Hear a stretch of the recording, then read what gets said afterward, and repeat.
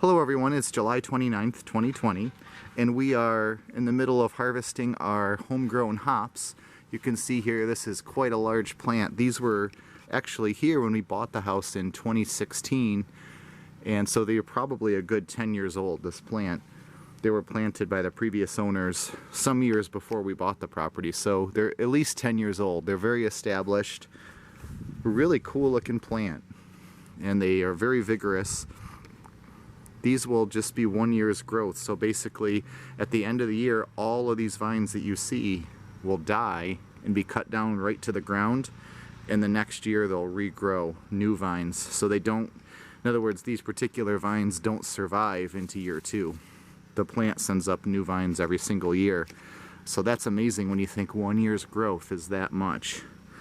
The other thing when you're growing hops you'll notice is they spread left to right quite a bit, so these have moved laterally. They're almost like mint. They'll spread underground and pop up kind of in a straight line.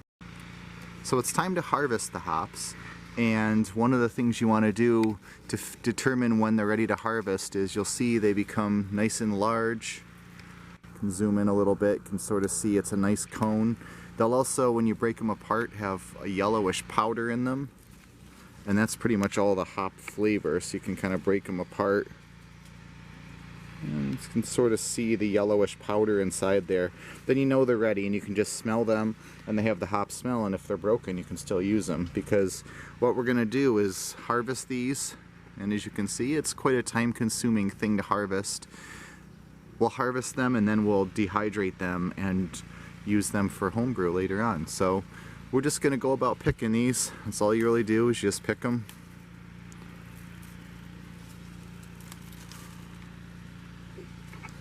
Put them in the bowl, and it'll take an hour or two easily to harvest this plant. But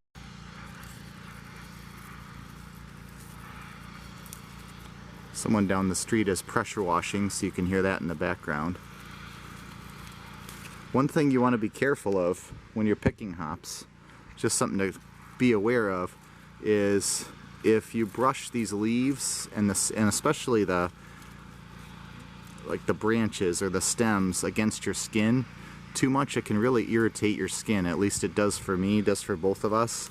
So just something to think about. You know, if you could wear long sleeves, or just be careful not to let your skin contact the plant too much. There's a lot of oil in these, and it can kind of irritate your skin if you brush against it too much.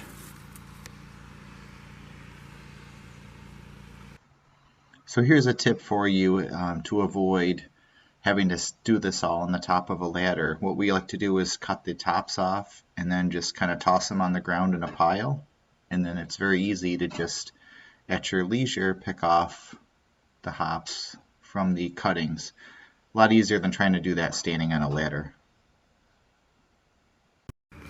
So this is the harvest. We've got about a third of this large mixing bowl full, which is about what we get every year. Last year wasn't as good of a year, but this is pretty good. So what we're going to do now is we're going to dry these in a dehydrator. You can use them like this, but the thing is, if you use hops like this, it's called the wet hops, meaning that they aren't dried yet, and you need a lot more of them.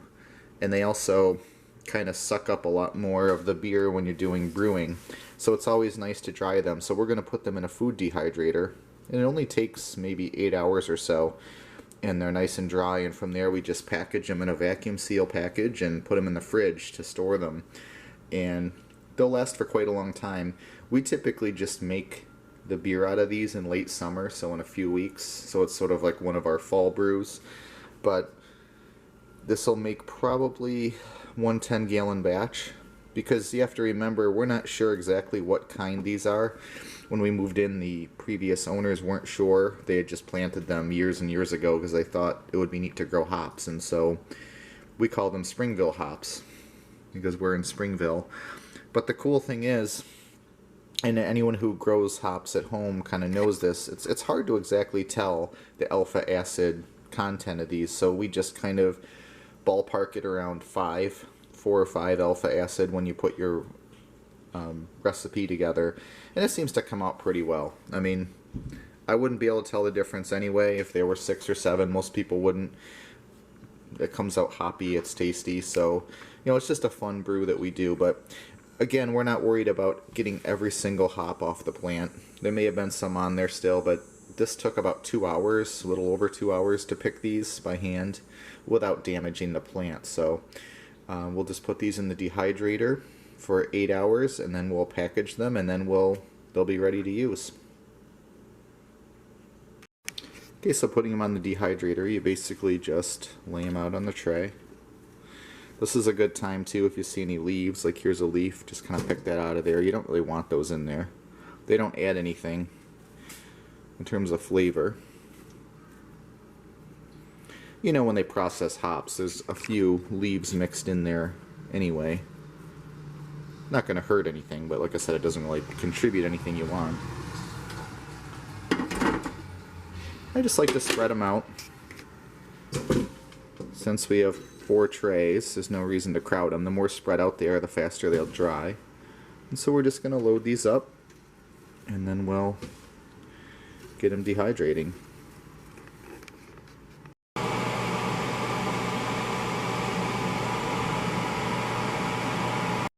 So it's only been a couple of hours, and already you can hear crunchy.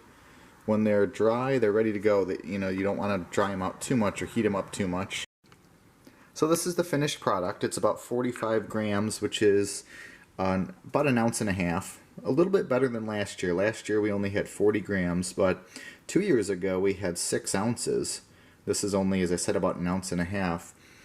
So not a huge harvest, and the vines are very vigorous, very healthy, but for whatever reason the last couple of years have been on the lower side harvest-wise. This is still plenty to make a nice batch of our homegrown hop beer. And like I said, you know, this is one of those crops where, as much as I'm the person who likes to have an entire apple orchard and big gardens, there's really only so many of these I feel like picking, to be totally honest with you. They're very tedious.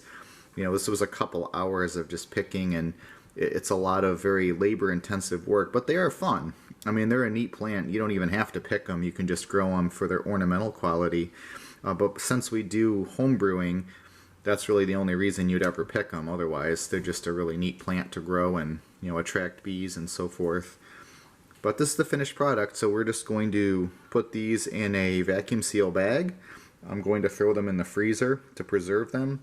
And then I'll probably use them within a few weeks anyway, because this is typically one of our fall beers that we do. We do a single malt, single hop beer, a smash beer they call it, and that stands for single malt and single hop, the acronym. That's a great way to let a particular ingredient shine. So in this case we want to taste our homegrown hops, and so we do a smash beer. We simply do a 5-gallon batch, Munich malt. I'll use all of these in one batch, 1.5 ounces of the hops. You just kind of guesstimate the IBUs, because obviously we're not taking these to a lab to have them analyzed, and I don't know what variety they are. So you just kind of put it together, and it's, you know, a guess. But it's a fun little fall beer, and I would definitely recommend hops if they're an ornamental, they're a great privacy screen, they grow fast, they're really hardy.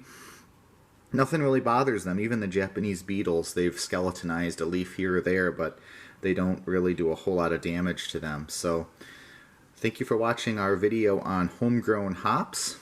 You got to see the entire process. If you're interested in more of our gardening videos, please subscribe.